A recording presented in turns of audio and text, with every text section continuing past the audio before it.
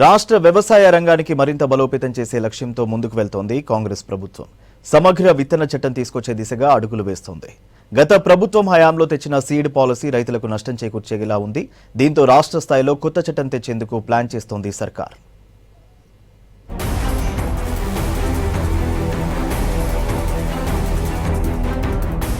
రాష్ట్రంలో కాంగ్రెస్ ప్రభుత్వం అధికారంలోకి వచ్చాక రైతులు సంక్షేమంతో పాటు నాణ్యమైన విత్తనాలు అందించే అంశంపై ఫోకస్ చేస్తోంది.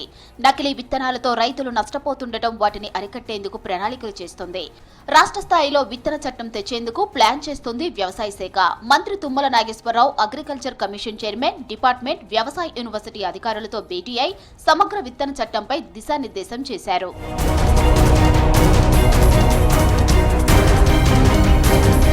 సమగ్ర వ్యవసాయ చట్టాన్ని వచ్చే అసెంబ్లీ సెషన్లో పెట్టే విధంగా ప్లాన్ చేస్తోంది రాష్ట్ర ప్రభుత్వం. 2-3 రోజుల్లో ముసాయిదా కమిటీ వేయనుంది. ఈ కమిటీలో వ్యవసాయ రైతు సంక్షేమ కమిషన్ తరపున ఒకరు, అగ్రికల్చర్ డిపార్ట్మెంట్ నుంచి ఒకరు, వ్యవసాయ యూనివర్సిటీ నుంచి ఒకరిని సెలెక్ట్ చేయనున్నారు. వీరితో పాటు సీడ్ సర్టిఫికేషన్ సెక్షన్ నుంచి ఒకరు, మరో సీడ్ ఎక్స్పర్ట్స్ తో కలిసి 5 మందితో ప్రభుత్వం కమిటీ వేయనుంది. ఈ కమిటీ మెంబర్స్ 2 నెలల్లో ముసాయిదా రెడీ చేసి ప్రభుత్వానికి పంపనున్నారు. వచ్చే అసెంబ్లీ సమావేశాల్లో సమగ్ర విత్తన చట్టాన్ని తీసుకొచ్చేలా ముందుకు వెళ్తుంది ప్రభుత్వం. అనేకమైన అంశాలు వ్యవసాయానికి సంబంధించి, రైతుకు సంబంధించి, సంక్షేమం విషయంలో అనేకమైన విషయాలు మేము మేనిఫెస్టోలో పెట్టినాం.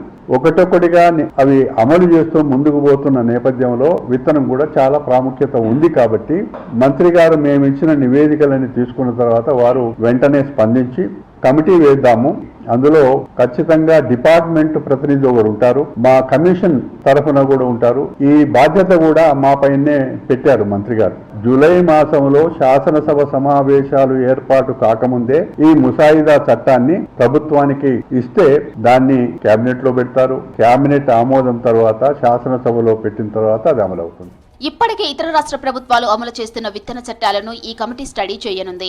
నకిలీ విత్తనాలతో రైతులు నష్టపోతే పరిహారం ఎలా అందుతుంది, కంపెనీల వాటా ఎంత ఉంది, ప్రభుత్వం వాటా ఎంత అనే అంశాల మీద స్టడీ చేయనుంది కమిటీ. నకిలీ విత్తనాలు అరికట్టేందుకు చట్టంలో ఎలాంటి నిబంధనలు పొందుపరచాలనే అంశాలపై కమిటీ ఫోకస్ చేయనుంది. ముఖ్యంగా రైతుకి విత్తన హక్కున్న రైతాంగానికి న్యాయం చేయడానికి కంపన్సేషనే కానీ, కల్తీ విత్తనాలే కానీ అమ్మకుండా ఉండడానికి సమగ్రమైన ఒక నివేదిక 2 మాసాలలో తయారవుతుంది. ఇందులో ముఖ్యంగా అగ్రికల్చర్ డిపార్ట్మెంట్ ఉంటుందండి. అగ్రికల్చర్ యూనివర్సిటీ నుంచి ఒక ప్రతినిధి ఉంటారు. అదేవిధంగా సర్టిఫికేషన్ ఏజెన్సీ ఉంది, అక్కడి నుంచి కూడా ఒక ప్రతినిధి ఉంటారు. అదేవిధంగా అగ్రికల్చర్ యూనివర్సిటీలో రైస్ రీసెర్చ్ ఉంది, వాళ్ళ దగ్గర నుంచి ఒక ప్రతినిధిని తీసుకోవాలని మంత్రి గారి అభిప్రాయం.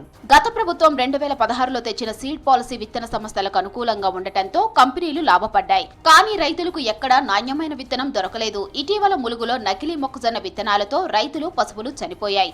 ముఖ్యంగా ట్రైబల్ ప్రాంతాల్లో పీసా చట్టం అమలు చేయకుండా ఇష్టారీతిన నకిలీ విత్తనాలు అనేక మంది సప్లై చేశారు.